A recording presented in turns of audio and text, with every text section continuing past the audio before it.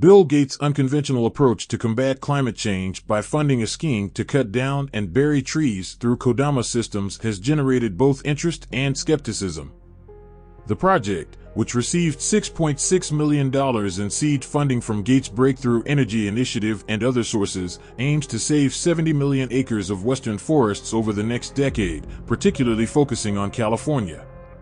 However, instead of traditional uses for timber, Kodama Systems plans to bury the trees to prevent the released carbon from re-entering the atmosphere and contributing to global warming.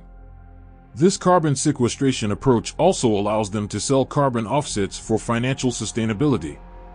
While the idea of burying trees to mitigate climate change is something the globalists want, it has sparked debates within the environmental community. Critics express concerns about the ecological impact of large-scale deforestation and potential disruption to ecosystems. The success of this initiative will be closely monitored by both scientists and the public, with a particular focus on its impact on carbon reduction and its potential to serve as a model for other climate-focused projects. We all know that humans need oxygen. Trees use photosynthesis to turn carbon dioxide into oxygen. In fact, according to the United States Department of Agriculture, in one day, one large tree can produce a day's supply of oxygen for 4 humans. Trees can store carbon dioxide in their fibers, which can reduce the negative effects of carbon dioxide on the environment. The Arbor Day Foundation says that in just 1 year a single, mature tree could actually absorb over 48 pounds of carbon dioxide. Since carbon dioxide is the lead contributor to greenhouse gases, this plays a critical role in fighting against global warming. And of course, the trees release oxygen in exchange.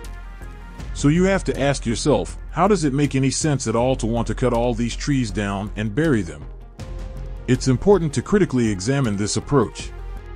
While carbon sequestration is a legitimate strategy for mitigating climate change, the method employed by Kodama Systems raises valid concerns.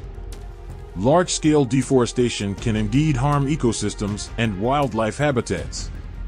Moreover, the idea of burying trees may divert attention from more sustainable and natural methods of carbon sequestration, such as reforestation and afforestation, which promote the growth of new trees and the preservation of existing ones.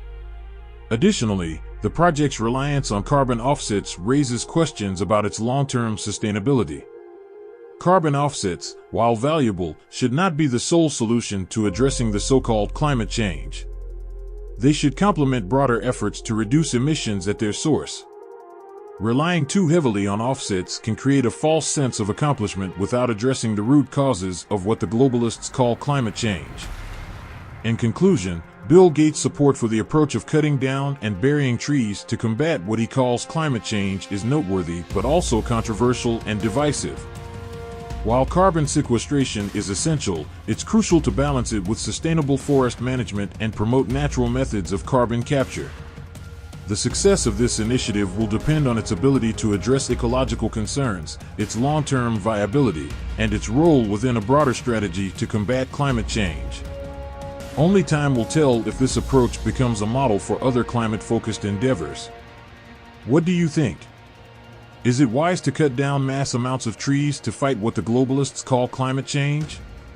Leave your comments below this video.